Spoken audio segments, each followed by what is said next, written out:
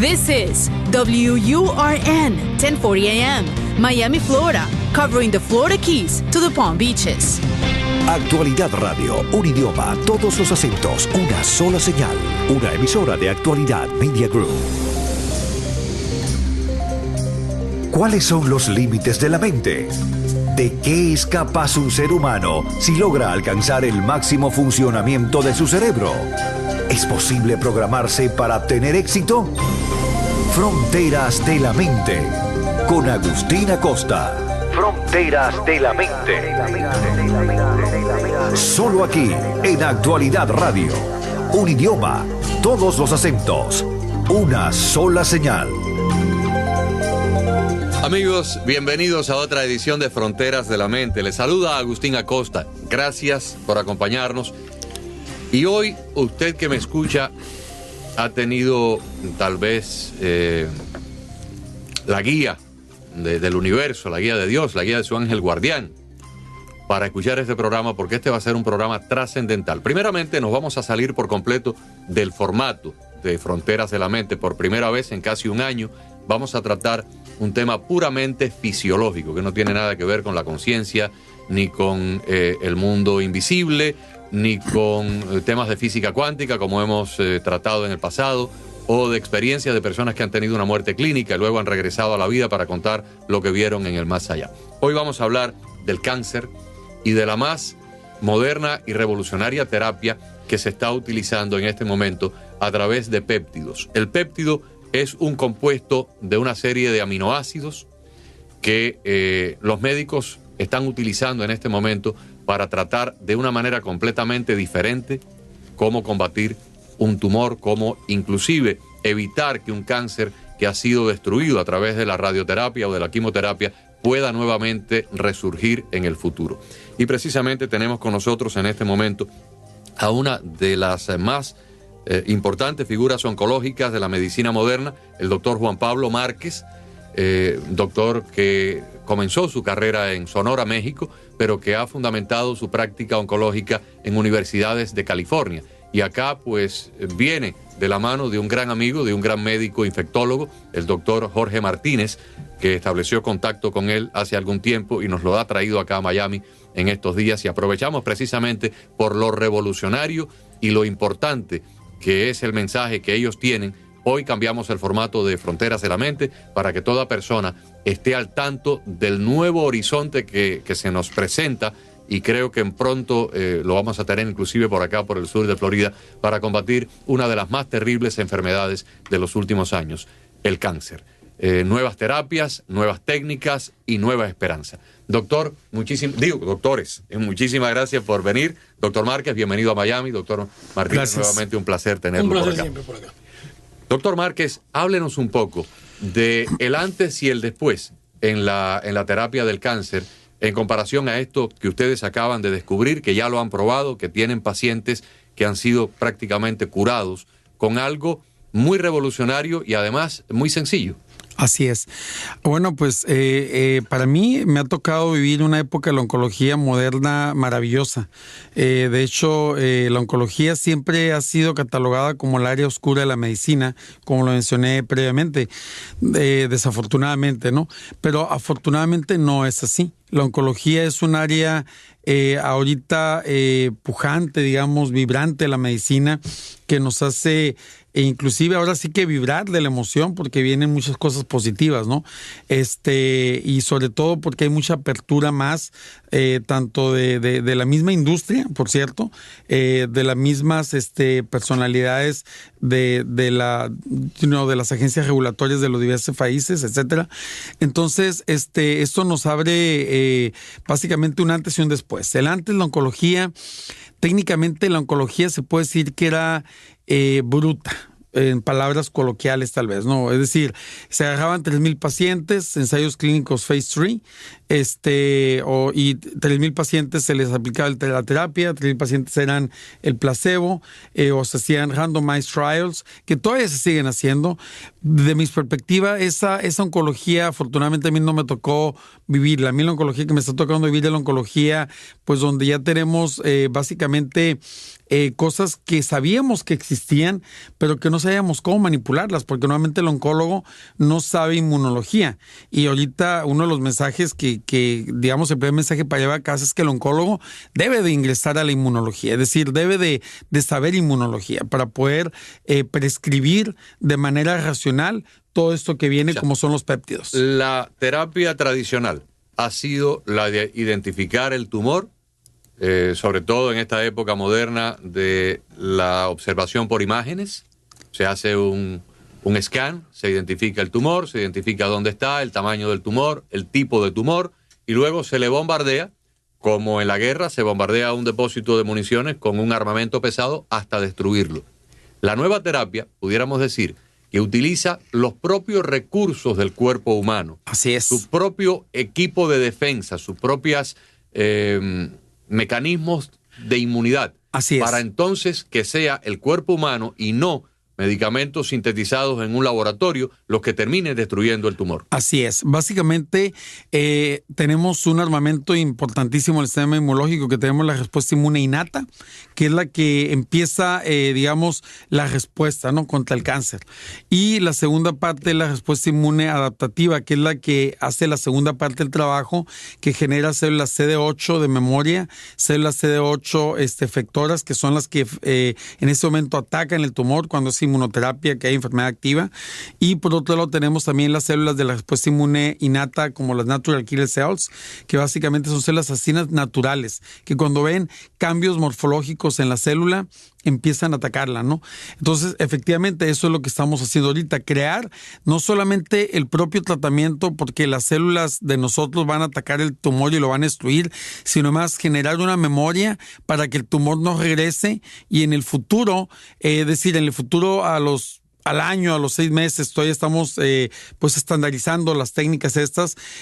¿Cuánto tiempo se va a hacer el refuerzo para que el paciente tenga estos péptidos, que son varios péptidos, no son 1 ni 2, son 22 de los que estamos hablando, y entonces, y que el tumor esté más reforzado para que no regrese, es decir, más bien el sistema inmunológico más reforzado para que el tumor no regrese. Esto me recuerda un poco a las campañas de vacunación que se hicieron en los años 60, 70, donde se inoculaba en el cuerpo de una persona una pequeña cantidad del virus de la viruela, sí, sobre todo a los que íbamos a viajar de un lado a otro. Había un requisito internacional de que las personas tenían que tener un documento amarillo, que era la carta de inmunidad contra la viruela. Se le inoculaba al cuerpo un poquito de virus en condiciones controladas, claro, para que el cuerpo empezara a crear fiebre, a crear una reacción antiviral. Y entonces, de ahí en adelante, si en algún momento ese organismo enfermaba de viruela, pues ya tenía dentro de sí mismo una forma de combatir el virus. La primera vacuna que yo me puse fue la de la poliomielitis. Así es. Cuando yo tenía como 6, 7 años de edad. Y cuando fui a viajar permanentemente de Cuba a España, ya a emigrar permanentemente, el gobierno español nos exigió que teníamos que mostrar prueba de viruela o no nos daban la entrada en España. Yo me imagino que parte de lo que se está haciendo es utilizar esa propia reprogramación del sistema inmunológico para combatir, en este caso no un virus, sino una malformación celular del cuerpo, que exacto, es el cáncer. De hecho, se pensaba que el cáncer no era reconocido por el sistema inmunológico. Se pensaba que el cáncer era básicamente, digamos, insípido. Es decir, un virus es una bacteria, un parásito es extremadamente atractivo para el sistema inmunológico, mayormente, ¿no? Aunque hay sus excepciones, como el virus de HIV, ¿no? Que es atractivo, pero muta, ¿no? Claro. Bueno, pues en el caso del cáncer, el cáncer en realidad sí lo reconoce el sistema inmunológico, pero no logra el nivel clínico que se requiere para eliminar al tumor completamente. Porque la manera en la que se descubrió que el cáncer era reconocido por el sistema inmunológico era porque en los pacientes con cáncer se les evaluó la respuesta inmunológica, estamos hablando de 20 o 30 años atrás, y se les encontró respuesta inmune contra antígenos tumorales. Entonces significaba que sí había reconocimiento. Pero había un problema también con la terapia convencional, con la quimioterapia se deprimía el sistema inmunológico. Exactamente. Entonces, barríamos con el sistema inmunológico y desafortunadamente entonces ahora esas células que deberían de estar ahí para hacer la segunda parte después de la quimioterapia, radioterapia y cirugía, no estaban, ¿no? Entonces, ahora pues tenemos sí la quimioterapia, pero tenemos, como lo mencionamos ayer, la quimioterapia inmunogénica, que es decir, son dosis bajas de quimioterapia, mucho más bajas, que activan el sistema inmunológico más que desactivarlo y mucho menos destruirlo. ¿Estamos de acuerdo? Entonces, volviendo al tema de lo de los virus, que es muy interesante la analogía que hizo, efectivamente, cuando inmunizamos contra el virus, por ejemplo, varicela, básicamente lo que hacemos es incrementar anticuerpos, células T de memoria, como digamos, tenemos una cubeta de 20 galones. Entonces llegamos hasta 10 galones. Entonces, cuando quiere entrar el virus, ya tenemos 10 galones de inmunidad. Uh-huh. Entonces es mucho más fácil que esos 10 galones pasen a ser 20 galones y se llene el tambo, básicamente, y entonces ataque y ya no tengamos la enfermedad. Claro. En eso se basa la vacunación. Entonces la enfermedad pasa a no ser clínica, es decir, ni siquiera a veces subclínica, ni siquiera nos damos cuenta porque ya tenemos esa reserva que la vacuna nos formó. En ese caso, la inmunoterapia, que es muy importante y lo dije ayer, hay que discernir muy bien. La inmunoterapia es cuando hay enfermedad activa, no podemos hablar de vacuna, porque le llaman vacunas terapéuticas, que ese término a mí en lo particular no me gusta porque... O sea, cuando ya hay un cáncer ya manifiesto. Ya manifiesto, el término correcto es inmunoterapia, okay, right? Más que vacuna, porque en realidad está la enfermedad presente. Si queremos vacunar es cuando vamos a prevenir preventivamente que no se forme el tumor, o si se formó y ya se fue, que no regrese. Okay. Entonces eso sí es muy importante que el público lo entienda, porque luego se crean falsas expectativas. Vamos a la inmunoterapia, vamos a un cáncer de páncreas o un cáncer de esófago o un cáncer de próstata. Sí. Que ya está formado, está identificado, está ahí. Bajo los protocolos que usted está en este momento desarrollando, ¿qué se hace? Básicamente lo que se hace es, primero, el paciente se le mide su inmunidad natural, es decir, su inmunidad preexistente. ¿Qué tanta inmunidad tiene contra, vamos a suponer, a mí me gusta mucho cáncer de páncreas, me gustan los tumores de reto, sí, los tumores difíciles, páncreas, sarcoma, ¿verdad? Por ejemplo, glioblastoma multiforme. En el cerebro. En el cerebro. Entonces, básicamente, lo que hacemos es primero medir la inmunidad preexistente. Para saber con qué van a contar. Exactamente, es decir, esta cubeta que decíamos, porque naturalmente el organismo, aunque no lo vacunemos, el mismo organismo, hay pacientes que naturalmente tienen la capacidad de generar respuestas inmunes más que otros. Claro. Y entonces la cubeta a lo mejor no son 10 litros, pero son, 10 galones, pero son 5 galones o 2 galones.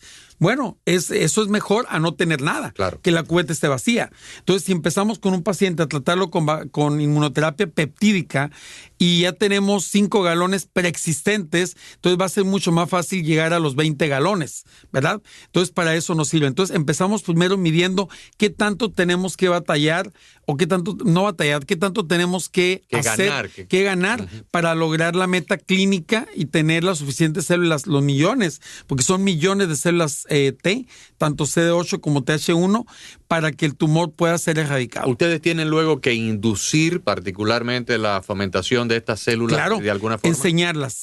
Enseñarlas con los péptidos. Con, ¿no? Los péptidos. Los péptidos son los que fomentan esta nueva inmunidad. Exactamente, son los que reprograman al sistema inmunológico, como bien lo mencionó usted. Hacemos una reprogramación para decirle, ahora te estamos enseñando un segmento de una célula tumoral, 22 en este caso, que son de amplio espectro, como lo dije ayer, y que le hacen blanco a varios tipos de tumores. Entonces, básicamente ahora el péptido ya le enseñó la célula dendrítica, que es una célula de la respuesta inmune innata, lo captura, lo fagocita, ¿verdad? El péptido no va solo, va con un ayudante. Un ayudante es básicamente una sustancia oleosa para ayudarle básicamente a impedir la degradación del péptido, porque puede degradarse, ¿right? Entonces viene con esta sustancia que se llama ayudante. Hay muchos tipos de ayudantes, ¿no? Nosotros el que más usamos se llama Montanide, que es técnicamente un aceite, ¿no? Entonces básicamente lo que hace es proteger al péptido. Entonces llega a la célula dendrítica, lo fagocita, se lo come, lo presenta, y una vez que se lo presenta a la célula T TH1 y a las células CD8, estas empiezan a expander de manera logarítmica, entonces y va generándose un pool de células de memoria para el futuro y un pool de células efectoras para el momento. La última vez que conversamos, usted nos explicó que uno de los problemas que no había entendido la oncología convencional es que cuando el tumor sentía que estaba bajo ataque, sí, en este caso de la radioterapia o la quimioterapia o inclusive la propia cirugía, sí, el tumor inteligentemente despachaba emisarios a otras regiones del cuerpo, como si fueran espías. Así es. Se escondían estos emisarios en pequeñas cantidades que no eran detectados por los métodos de investigación o de observación. Entonces el cirujano extirpaba un tumor en el hígado o extirpaba un tumor en el pulmón, o lo combatía con radioterapia, lo iba reduciendo, lo iba destruyendo, sí, y decíamos, bueno, el paciente mejoró, está en remisión. Sí. Pasaban 6 meses, 1 año, 2 años, y entonces estos infiltrados en otras regiones del cuerpo, en su momento, cuando nadie los estaba vigilando, volvían a reproducir diferentes tumores, que es lo que tenemos entonces como una epidemia de metástasis. Exactamente. Esa es la oncología convencional. Ustedes han descubierto ahora la forma de también destruir esas semillitas de cáncer que quedan ahí latentes para fecha futura. Y que se llaman células madre tumorales, ¿no? Okay. Cancer stem cells. Efectivamente, lo que hacemos básicamente es, de los 22 péptidos, 8 de ellos precisamente enseñan a la célula T, a la CD8 y a la TH1, a que las células inmunológicas reconozcan a las células madre tumorales, que son las que van a dar origen a esas metástasis que a veces el médico no se explicaba. Hagamos todavía 20 o 30 años, quizás menos, no se explicaban, a ver, ¿por qué me regresó el tumor? Exacto. Y tan rápido. Y tan rápido y tan propagado. Y ahora, ¿por qué si tengo el ensayo clínico me dijo que es la terapia estándar y que todos los pacientes que se hicieron 3,000 pacientes, por ejemplo, en un Phase 3 Clinical Trial, y les fue bien al 70% de los pacientes, ¿por qué a mis pacientes no les va mal? ¿Les está yendo mal? Bueno, porque hay mucha variación genética entre la humanidad, como lo mencionaba ayer, ¿no? Entonces, no todos los pacientes vamos a responder igual al mismo tratamiento, ¿no? Aunque, por ejemplo, si se hizo en los pacientes asiáticos, es muy poco probable que respondan en los pacientes caucásicos o en los pacientes latinos. Los latinos somos una mezcla genética más compleja y por lo tanto tenemos más hipervariabilidad genética, variación genética que nos pudiera permitir de una u otra manera defendernos mejor contra muchas cosas, incluyendo los tumores. Ahora, en este caso, doctor, estos protocolos están en fase experimental, ya están en fase... Clínica experimental. Clínica experimental. Pero pudiéramos decir de que es algo probado o es algo que todavía está por probarse. Háblenos un poco de los resultados que usted ha tenido con la aplicación de estas técnicas ya en pacientes reales, en historia pasada. Bueno, como lo mencionamos ayer, el doctor Jorge Martínez y su servidor, básicamente los péptidos no hacen el trabajo solo. Si los péptidos necesitan ayuda, sería una falsa expectativa decir que vamos a curar únicamente con los péptidos. En realidad es una terapia combinatoria, ¿sí? Tenemos que, el cáncer deja mucha basura. Hay cuenta que si agarramos un paciente oncológico, tiene mucha basura en su circulación sistémica, en su mismo microambiente tumoral, etcétera, ¿no? Entonces, lo primero que tenemos que hacer es una cosa que se llama inmunomodulación, es decir, quitar esa basura para que le abramos paso a las células que van a atacar el tumor de una manera mucho más fácil. De otra manera, esa basura, técnicamente, o rocas inclusive, o un camino muy piedrudo, con muchas piedras, iba a ser imposible o va a impedir el acceso de esas células al tumor, ¿no? Entonces, primero inmunomodulamos y luego ahora, por ejemplo, estamos con la termoterapia. Por ejemplo, la termoterapia coadyuva inclusive a los péptidos también. O sea, el péptido tiene una función muy importante. La más importante, ¿cuál es, doctor? Inhibir todo lo que es los mecanismos que tiene el tumor para defenderse. O sea, el tumor... ¿Qué pasa? Siempre va a resistirse al combate, el tumor. El tumor siempre. No, el tumor tiene muchas formas. El tumor, tú ahora, vamos a suponer, una quimioterapia le lleva uno de los mecanismos de defensa de la quimioterapia. Y él, cuando le llevan ese, crea 4 más. porque tiene ese mecanismo. ¿Crea una coraza? ¿Una barrera protectora? Bueno, una de las corazas es el estroma, eso es aparte. Okay. O sea, vamos a suponer, una quimioterapia es para destruir cierta parte del estroma. Bueno, él crea otra defensa para defenderse de ese de esa terapia que le está destruyendo el estroma. Es un organismo inteligente que trata de evitar que lo destruyan. Por supuesto, él trata de hacer todo lo posible por sobrevivir y lo va a hacer. Así es. Por eso es que cuando ponen la quimioterapia, cuando le dan la segunda, la tercera, se hacen refractarias. Porque ya el tumor las conoce y se empieza a reír. Claro. Nos mira y se ríe. Y ese es el problema por lo cual, además, la quimioterapia tiene una cosa, que es que las altas dosis con las que la están poniendo acaba con tu sistema inmunológico también. Si tenemos una célula cancerosa que es muy inteligente, que casi no le hace daño a la quimioterapia, y tenemos nuestra célula que es muy buena, pero la destruimos con la quimioterapia, ¿qué pasa posteriormente a eso? Le damos vía directa a la célula cancerosa y a las células madre que están en otras áreas que se pueden reproducir y que crezcan desaforadamente. ¿Dónde dentro de esta nueva oncología caen las terapias alternativas, por ejemplo, las que usted ha propuesto por mucho tiempo, sustancias naturales como el astrágalos, la termoterapia, un cambio radical de dieta para que el paciente no esté, sin saberlo, a través de su alimentación, creándole condiciones fértiles al tumor para seguir viviendo? ¿Cómo se combina todo esto? Agustín, le voy a comentar algo muy importante. Yo pienso que ya es tiempo de cambiar dogmas y paradigmas en la oncología. Por ejemplo, eso de terapia convencional, ¿quién nos dice que es la terapia convencional? Es decir, es algo que tal vez nos inculcaron. Es decir, claro, en la escuela, ¿no? De que es la terapia convencional, el dar, por ejemplo, la línea de terapia 1, 2 y 3 para cáncer de mama, cáncer de ovario, etcétera.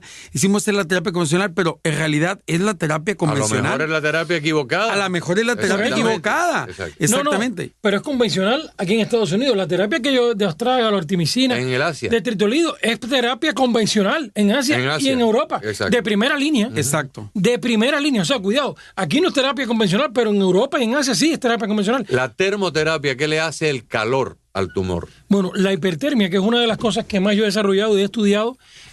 Mira, la célula cancerosa no le gusta el calor. De hecho, se recomienda que en las salas donde ponen quimioterapia, que haya una temperatura más calurosa, que en vez de una temperatura 78 fría. grados. Okay. 78 grados, porque la célula no le gusta. Cuando tú le pones calor, crea varios mecanismos. Primeramente, sensibiliza mucho a la célula cancerosa y más de 41 42 grados muere. No así la célula normal. 2, el calor mejora la microcirculación de esa área y permite que los medicamentos que tú vayas a usar lleguen mejor hacia el tumor, ¿Y qué incluyendo pasa los péptidos? Si a ese paciente que tiene un cáncer en el páncreas o tiene un linfoma de Hodgkin, lo metiéramos en un jacuzzi con 105 grados de temperatura por media hora? Bueno, el no va mejor, no es que, vamos acá, no es cualquier terapia de calor. Las terapias que usamos de calor, sobre todo, mira, si es un linfoma de Hodgkin, quizás la de un jacuzzi sí le ayude, porque es sistémico. Pero cuando es un cáncer de páncreas, pulmón, hígado y demás, tiene que ser muy local. Lo usamos local, la podemos usar sistémica, pero lo usamos más bien local. Cuando lo usamos muy local, vemos cómo el tumor se va destruyendo y es de una forma increíble como esto ayuda al paciente. Si esto entonces se combina con los péptidos, hay una mayor... El elemento es excelente porque te voy a explicar, la termoterapia aumenta la creación de células CD8, como explicaba el doctor, que son las que nos ayudan a defender el organismo y guardan la memoria de los tumores para volver a defendernos en caso de que haya una recurrencia que vuelva a salir. Bueno, la termoterapia ayuda a que aumenten estas células, lo mismo que esto nos está ayudando a hacer los péptidos. O sea, es una terapia que cuando tú la combinas también con la artimicina, que ayuda por oxidación a hacer tóxica la huelva cancerosa y que muera, o el astrálago, que nos aumenta las células natural killer, como la CD46, CD58, en grandes cantidades. Esas son terapias que están ayudando mucho, que unida con los péptidos. Yo digo le decía a uno de mis pacientes hoy, el doctor la conoció, es una paciente de sarcoma. Esa paciente, la propia oncóloga que la trata fuera de nosotros, le pensaba que ella estaba muerta. No, la paciente está mejorando muy bien, está muy contenta, y yo le decía, vas a tener que buscar otra enfermedad para morirte, porque de cáncer creo que no te toca. Doctor, algo muy importante, Agustín, y muy los péptidos, yo pienso en mi perspectiva como oncólogo, que la función más importante que tienen es que generan la memoria. Es decir, si yo destruyo el tumor por cualquier mecanismo, físico, químico, en este caso, si es físico, vamos a hablar de radioterapia o vamos a hablar de termoterapia. Si es químico, bueno, vamos a hablar de quimioterapia. Si es quirúrgico, vamos a hablar de la cirugía. ¿Qué va a pasar? No va a haber memoria. Entonces los péptidos finalmente lo que están haciendo es generar memoria y no solamente destruir al tumor cuando está activo, sino generar células para que en un futuro, cuando esas células quieran volver a regresar, no se puedan reproducir. O las semillas, como usted mencionó, esos mercenarios que los mandó el mismo tumor a diferentes sitios del organismo, las células andan circulando por todo el organismo técnicamente, por el sistema linfático, por el sistema, la bloodstream, etcétera, ¿no? Entonces, básicamente es muy importante eso mencionar, que los péptidos, la parte yo pienso...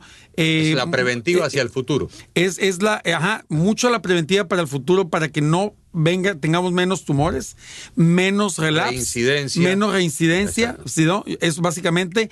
Entonces, pues va a ser una maravilla, ¿no? Porque sí se espera, ya en la Universidad de Pittsburgh se hizo el primer ensayo clínico en pacientes con tumores, adenomas de colon. El adenoma es la lesión premaligna de cáncer de colon. Y la doctora Olivera Flynn, que es una de las pioneras en inmunoterapia, básicamente a los pacientes con adenomas de colon les puso una vacuna peptídica, y entonces los pacientes con cáncer de colon se retrasó el crecimiento a cáncer de colon per se.